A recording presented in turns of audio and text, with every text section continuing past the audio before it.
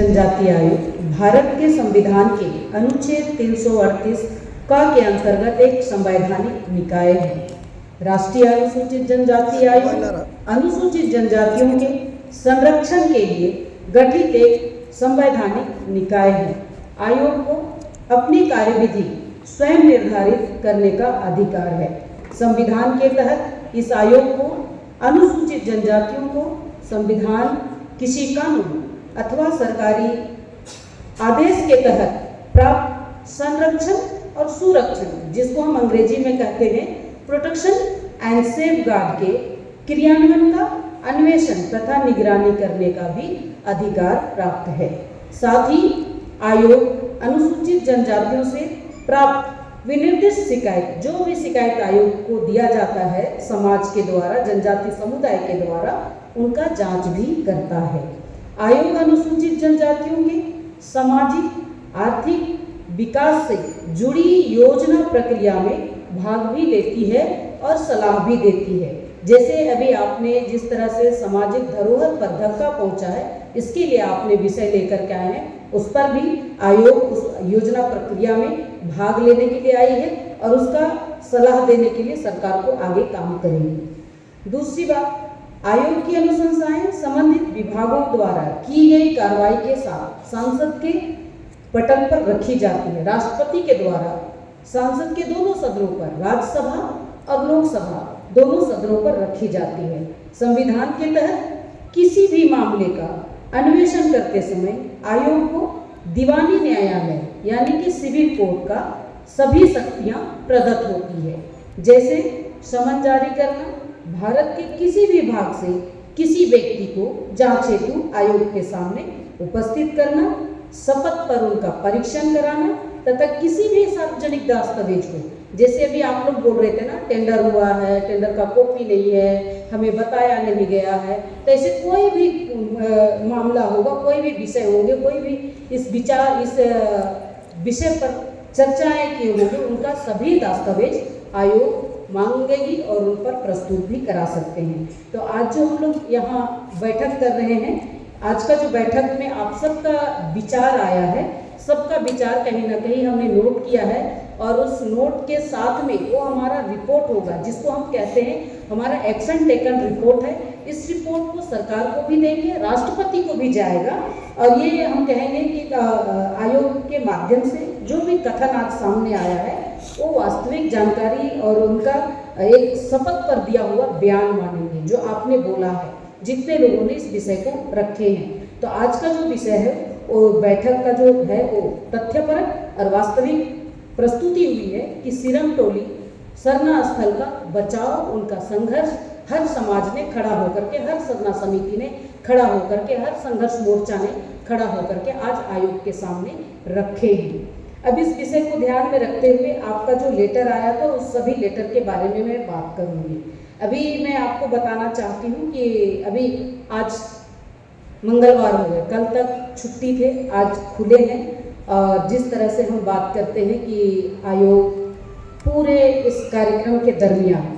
एक विषय सामने आया। सबसे पहले जो विषय सामने आया है कि किस तरह से केंद्रीय सरना स्थल में अटैक हुए, सबके सामने आया, पेपर, सोशल मीडिया में, प्रिंट मीडिया में, इलेक्ट्रॉनिक मीडिया में, सभी मीडिया में, यूट्यूब में, पूरे देश ने देखा, आयोग ने भी देखा, आयोग के पास भी गया। लेकिन जब ये सारा विषय आने के बाद में आयोग ने संज्ञान में भी लिया है और इनको लेते हुए जिस तरह से बचाव प्रक्रिया, ये हमारा जो पूजा स्थल है आज से नहीं, आज से 150 साल पुराना अगर हम बात करते हैं, जिस विषय को पूर्व मंत्री गीता शिवराव जी ने रखा है, उसको हमने लिखा भी है और अलग अलग तरह से जमीन का नेचर भी बताया है, उस नेचर को भी हम लोग ने नोट किया है और इसको सबको हम लोग ने एक विषय के रूप में रखा है। आपने सभी ने मालूम किया कि जिस तरह से शोभा यात्राएं चलती है, लेकिन मैं एक शब्द कहना चाहती हूँ कि जैसे संत कबीर जी का एक बात सामने आती है और हमें ध्यान आता है कि इस संसार में ऐसे सज्जनों की जरूरत है, इस संसार में ऐसे सज्जनों की जरूरत है, जैसा कि अनाज को साफ करने के लिए सूप से उनको फटक करके कचरा बाहर निकाला जाता है, ऐसे सज्जन जो अर्थपूर्ण और उद्देश्यपूर्ण है। ऐसे सभी आपो सज्जन हैं जो आज सिरमटोली सरना स्थल को बचाने के लिए आए हैं। ये कहीं न कहीं कबीरदास जी का दोहा को सार्थक करता है। तो आज हम सब यहाँ आए हैं और इसके लिए जब हम बात करते हैं तो सबसे बड़ी बात इस उद्देश्य को सार्थक करने के लिए जो हम कहते हैं ना डिटेल प्रोजेक्ट रिपोर्ट, जो डिटेल प्रोजेक्ट रिपोर्ट है वो आपके पास नहीं है, आपने मांगा भी आपको दिया नहीं है। लेकिन जब आप आयोग आई है तो नोट करते जाएंगे वो सब विषय भी सामने आएगा कि जो हमारा डिटेल प्रोजेक्ट रिपोर्ट है वो पहले वहाँ देंगे। इसमें एक विषय आता है कि जब ये रिपोर्ट बनते समय आपको भी नहीं दिया, हमारे लिए हम एक अनभिज्ञ, एक आदि मानव, एक जनजातीय समुदाय का लोग अपना हक और अधिकार के लिए लड़ रहे हैं। लेकिन इन्होंने जो डिमांड किया, मीडिया के सभी बंधु सुन रहे हैं और मैं यहाँ आयोग के माध्यम से बोल रही हूँ, डिटेल प्रोजेक्ट रिपोर्ट इन्होंने नहीं दिया। जिस तरह से हम कहते हैं ये सिरमटोली सरना स्थल, ये अगर कोई बालाजी टेम्पल होता, रोज पूजा करने वाले लोग होते, किसी का मजाल होता कि इसको कोई रोक पाता?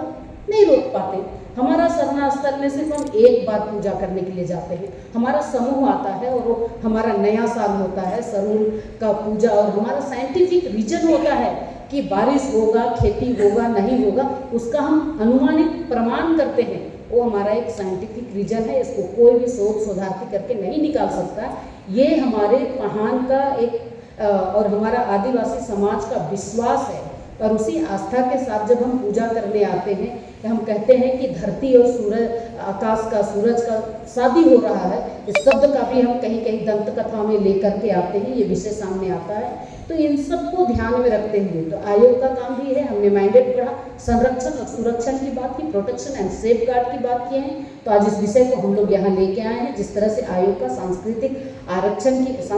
की और आरक्षण की बात करते हैं, तो आयोग इसके लिए हस्तक्षेप भी करते हैं, रोकते भी हैं और सरकार को निर्देश भी, आयोग को अनुरोध भी, सरकार को अनुरोध भी करते हैं कि ये जो आदिवासी का हक और अधिकार है उसका हनन होता है, तो आयोग कहीं ना कहीं सरकार को हस्तक्षेप करने के लिए रखती है। इसके लिए हमारे पास कानून भी है और कानून को ध्यान में रखते हुए जिस कानून के लिए हम बात करते हैं कि जिसको हम कहते हैं ना कि आपके साथ अगर बात होती, चाहे सरकार का कोई भी व्यक्ति आकर, उसको हम कहते हैं प्रिंसिपल ऑफ नेचुरल जस्टिस। अगर इस सब की बात अगर हम काम करते हैं तो सामंजस्य बनाते हैं एक दूसरे के साथ में कि हमारा समाज के साथ, समाज अगुआ के साथ एक एक करके या 5-5 सदस्य आइए, हम आपसे वार्तालाप करेंगे, आप क्या चाहते हैं उस पर हम निर्णय करेंगे। ये परिणाम देता है प्रिंसिपल ऑफ नेचुरल जस्टिस का। तो क्या स्टेक होल्डर का बैठक बुलाया, जैसे आप लोग बोले कि टेंडर हुआ, टेंडर से पहले का जो प्रक्रिया होती है, जिसको हमने कहा डिटेल प्रोजेक्ट रिपोर्ट अगर बात करेंगे तो सरना समाज का कौन कौन आदमी को बताया,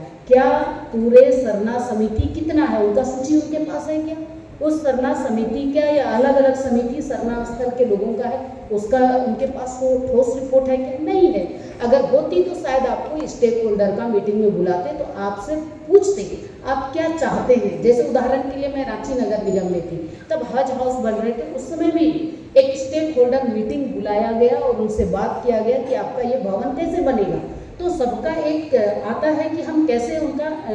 बता सकते हैं डिजाइन कैसे हो सकता है। ऐसे अभी सूरज जी यहाँ बैठे हैं, करमटोली का जो तालाब का निर्माण हो रहा था, तब भी स्टेक होल्डर मीटिंग आई और उन्होंने कहा कि जिस तरह से समाज में एक पहचान जाए, समाज के लिए धरोहर बने, ऐसे स्टेक होल्डर का भी एक बयान आना चाहिए जो इस डीपीआर की अगर बात करो उसमें नहीं है। अभी हम साइड देखेंगे राज्य सरकार की, तो राज्य सरकार की साइड में जो प्रोजेक्ट साइड होता है और टेंडर साइड होता है, उनका टेंडर कोड किया जाता है, उस साइड में आप देखिए तो ऑनलाइन सिस्टम जो होता है वो है ही नहीं। तो आप देखना भी चाहेंगे तो देख नहीं पाएंगे। ये किस कारण से है मुझे जानकारी नहीं है, जब हम जाएंगे आगे बात करेंगे तो ये सारा विषय सामने आएगा। अभी ये विषय सामने आपने लेकर के आए हैं दुख के साथ। और अंतिम बात मैं कहना चाहती हूँ, मुझे भी बहुत दुख हुआ है और आज जिस तरह से झारखंड में आदिवासी समाज 2-4 हो रहे हैं, शायद ये तो मैं आयोग में आने के बाद देखी हूँ, लगभग संथाल परगना से लेकर के पूरे दक्षिणी छोटा नागपुर और उत्तरी छोटा नागपुर से लेकर के मैं कोल्हान तक सभी का लगभग 22 जिला को मैं भ्रमण किए। धनबाद में भी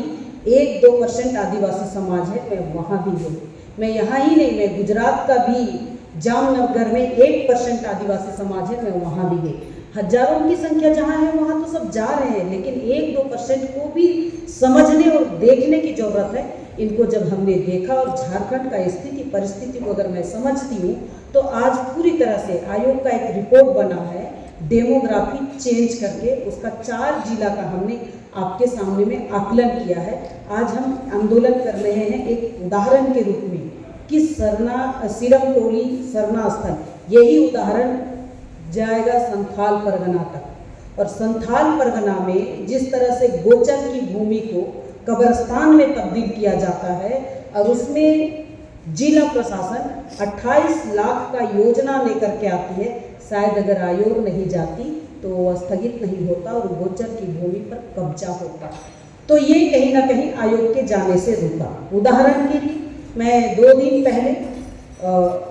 चली गई थी हिंदपीढ़ी में, वो भी तुरंत में मामला आया। मेरा एक मकसद है, आयोग का मकसद है, अगर हमें लगता है कि फील्ड विजिट करके अगर हमें समाधान मिलता है तो करना चाहिए। शायद अगर हिंदपीढ़ी नहीं जाते तो शायद उनका जमीन भी कब्जा हो जाता। और आज जब वहाँ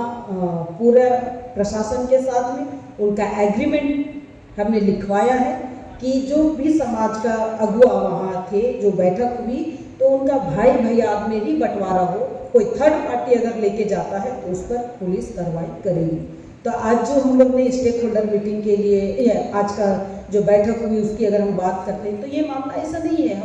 हम अगर क्वेश्चन खड़ा करते हैं तो ये हमारा एक विषय सामने निकल करके आया। बहुत दुख होता है क्योंकि मैं यहाँ की बेटी हूँ और यहाँ रांची नगर निगम में रही हूँ, इसलिए गली मोहल्ला भी जानती हूँ, गांव से निकल करके आई हूँ, इसलिए गांव का दर्द भी जानती हूँ कि हमारी बेटियों के लिए, हमारा आदिवासी समाज का जमीन के लिए, हमारा आदिवासी समाज का माटी के लिए, तो माटी, बेटी और रोटी की अगर हम बात करते हैं तो बहुत खतरे में है। आज अगर आप इस विषय में उठा रहे हैं तो मैं कहूँगी कि हमारा जो सांस्कृतिक धरोहर है वो भी खतरे में दिखाई दे रहे हैं। तो इस ओर भी ध्यान आकृष्ट करने की आवश्यकता है और इसके लिए आयोग जरूर संज्ञान में ली है और इसको दूर तलक जाएगी। आपको मैं इतना ही कहूँगी कि आप संवैधानिक रूप से कानून को अपने हाथ में ना लेकर के आप आंदोलन जारी रखिएगा, रोकिएगा नहीं, मैं यही कहूँगी। दूसरा बात, सरकार ने कल छुट्टी के दिन में एक लेटर निकाला, ये बहुत ही दुर्भाग्यपूर्ण और बहुत दुख के साथ में यह बात करना चाह रही हूँ कि सरकार ने, जब हम पूरा अधिकारी रांची आने के लिए रेडी हो गए, हमारे पूरा टीम दिल्ली एयरपोर्ट पहुँचते हैं, उस समय लेटर निकलता है और मैं आप सबको बहुत दुख के साथ में बताना चाहती हूँ। सरकार का लेटर है, कृपानंद झा है सरकार के सचिव, उन्होंने लिखा है कि दिनांक 13/5/2025 को निर्धारित बैठक स्थगित करने के संबंध में, और उन्होंने कहा है कि 26/1/2024 और 7/5/2025 ये पत्रांक है, उसमें कहा है कि निर्देशानुसार उपयुक्त विषय के संबंध में कहना है कि दिनांक 13/5/2025 को 3:30 बजे अपराह्न के में मुख्य सचिव एवं अन्य अधिकारियों के साथ निर्धारित बैठक को अपरिहार्य कारण, अब स्पष्ट नहीं है कि किस कारण से, आयोग को कभी भी कोई नोटिस या कोई लेटर चाहता है तो किस कारण, वो कारण को स्पष्टता बताई जाती है, लेकिन सरकार ने यहाँ स्पष्ट नहीं किया है। सरकार ने कहा है कि अपरिहार्य कारणों से आयोजित करना संभव नहीं हो पाया है, लेकिन मैं आपको पूरा आश्वस्त करती हूँ, 2 दिन का इंतजार, 2 दिन का 3 दिन का समय मांगे हैं, चौथा दिन पुनः आयोग सरकार के साथ बैठक निर्धारित करेगी और ये आयोग के द्वारा जो लेटर आया है उसको करेगी ही, क्योंकि हमारा कानून में प्रावधान है। आप कभी देखेंगे आयोग का कानून बना हुआ है 10/8 में आप पढ़ेंगे, तो उसमें जो भी कमीशन ने रिकमेंड किया है किसी भी योजना प्रक्रिया में भाग लेने के लिए, उस योजना प्रक्रिया का विकास काम नहीं करेंगे जब तक आयोग उनका अन्वेषण कर रहा है, आयोग उसका जांच कर रहा है, तब तक सरकार किसी तरह का उस जगह पर निर्माण कार्य नहीं करेगी, उद्घाटन नहीं करेगी, उस विषय पर चर्चा नहीं करेगी। ये आयोग का ये कानून में प्रावधान है और आयोग जब तक जांच करती है तब तक के लिए सरकार किसी तरह का कोई काम वहाँ नहीं करेगी। ये आयोग के द्वारा भी सरकार को अनुशंसा है और ये डिटेल जानकारी उनको देना पड़ेगा आयोग को, और आयोग का जब तक उनके साथ बैठक नहीं हो जाती है, आयोग के साथ में उनकी चर्चा जब तक नहीं हो जाती है, तब तक वो कोई भी काम नहीं करेंगे। और आयोग आज का जो आप सभी के साथ जो हमारी मीटिंग हुई है इसी का हवाला देंगे और पुनः इस लेटर को हम राष्ट्रपति को भी अनुशंसा करेंगे और वहाँ से भी इसका पहल होगा और हम कहेंगे कि जो भी बैठक है उद्देश्यपूर्ण है और ये उद्देश्यपूर्ण होने के नाते राज्य सरकार कहीं कोई और आगे कार्रवाई नहीं करेगी जब तक आयोग के पास ये संज्ञान में रहेगा, जांच चलेगा, अन्वेषण चलेगा। तो ये विषय सामने आई है। बाकी आयोग आपके साथ है, किसी भी तरह का मैटर और मामला आता है तो आयोग इसको संज्ञान में लेती है। अभी हम जाएंगे सिरम टोली चौक का विजिट करेंगे और वहाँ जिस तरह से काम आया है हमारा भी रिपोर्टिंग होगा और पूरा रिपोर्टिंग होने के बाद में हमारे साथ में ITDA का प्रोजेक्ट डायरेक्टर भी है, उनका वो भी पूरा रिपोर्ट तैयार करेंगे। पूरा टीम है राज्य सरकार का, वो भी पूरा एक रिपोर्ट तैयार करेंगे और आज के रिपोर्ट के बाद हमारे यहाँ से नोटिस पुनः एक राज्य सरकार को आज रिपोर्ट बनने के बाद कल उनको जाएगा नोटिस पुनः और 3 दिन के बाद पुनः एक बैठक स्थापित करेंगे और बैठक के बाद सरकार आयोग के साथ वार्ता करेगी, विचार करेगी और साथ में आपने जो रिक्वेस्ट किए हैं उसको भी हम सुनेंगे, आपके साथ में भी बैठेंगे तो ये अच्छा रहेगा। ये भी आयोग निवेदन करेगी ताकि हमारा समाज समझ पाएंगे, क्योंकि समाज को बचाना है तो भगवान बिरसा मुंडा बनना पड़ेगा, सिंधी दई बनना पड़ेगा, वीर बुद्धू भगत बनना पड़ेगा, जतरा टाना भगत बनना पड़ेगा, सिद्धू कानू बनना पड़ेगा। जब तक हम नहीं बनेंगे तब तक उलगुलान अधूरा रहेगा। उलगुलान तो करते रहिए, कोई रोकेगा नहीं। हम भी एक आदिवासी समाज की बेटी है, मेरा भी हक और अधिकार है, जिससे मेरा पहचान है, जिस रांची से मेरी लगाव है और उस रांची का परिचय से ही आज हम आयोग का मेंबर भी संभवतः बने हैं। तो यहाँ का दर्द मेरे पास रहेगा, रोटी बेटी माटी का सवाल होगा, सांस्कृतिक आस्था का धरोहर होगा, धरोहर का बचाव का होगा और आयोग का जितना ताकत होगा आयोग उसके लिए काम करेगी और अंतिम तक जाएंगे और ये हमारा सिरम टोली शरणास्थल बचा रहेगा, ऐसा पूरा भरोसा दिलाते हैं। लेकिन मुझे बहुत कुछ कहने का जरूरत नहीं है, उनको समझ में नहीं आ रहा था इतना बड़ा रांची में बैठक का जगह नहीं है, हमें ही बताना पड़ा कि आप आर्यभट्ट सभागार करो और हमने रांची विश्वविद्यालय के VC से बात किए और फिर आनंद फानंद में सरकार लेटर निकाली और ये जगह तय हुआ। तो इसके लिए चलिए कम से कम आपको बैठने का एक जगह बना और हम सब बैठ पाएँ, अपने विचार रख पाएँ और एक आंदोलन आप कर रहे हैं और आप जारी रखिए, लेकिन संवैधानिक रूप से कानूनन तौर पर। अभी एक बहन ने विषय उठाए थे ना कि हमने ये क्या नाम उनका सविता ने विषय उठाए थे कि जो हमारी जमीन है गैर मंजूरवा खास और आम की बात किए है, वो निर्णय किसी एक विषय पर पिटीशन डाला गया था माननीय उच्च न्यायालय में, तो उन्होंने जस्टिस किया है लेकिन उस विषय पर नहीं, लेकिन सरकार को इसको हस्तक्षेप करना चाहिए था अपने तरीके से, जो नहीं हो पाया है। इनको डिटेल में जानने की आवश्यकता है, अगर पूरा जानकारी होगा तो कभी भी आप लोग जो जानकार अधिवक्ता है उनके साथ बातचीत करके कौन सा विषय पर डाले हैं, किस पर संज्ञान दिया गया है, किस पर वो नोटिस निकला, ये सभी के लिए नहीं है, इसको सरकार हस्तक्षेप कर सकती है। इस पर अगर आप लोग विषय रख सकते हैं तो आयोग को दे सकते हैं, आयोग इस पर भी संज्ञान ले सकती है। एक विषय नोट कर लीजिए, कभी भी आपके एरिया में कोई घटनाक्रम होता है तो आप ऑनलाइन तरीके से भी आयोग को शिकायत भेज सकते हैं। तो उसका हमारा वेबसाइट है mcst.grams.gov.in। तो इस पर आप ऑनलाइन कर सकते हैं, आपको दिल्ली आने का आवश्यकता नहीं है, आपको रांची का क्षेत्रीय कार्यालय में भी दे सकते हैं और इस विषय पर जानकारी ले सकते हैं। आपका शिकायत हमारे पास दर्ज है, इसका शिकायत नंबर भी है केंद्रीय सिरम टोली शरणास्थल का। तो हम सब मिल करके इसको निदान करेंगे। आप पर आयोग पर भरोसा है, आयोग जरूर इसके लिए लगी रहेगी, छोड़ेगी नहीं।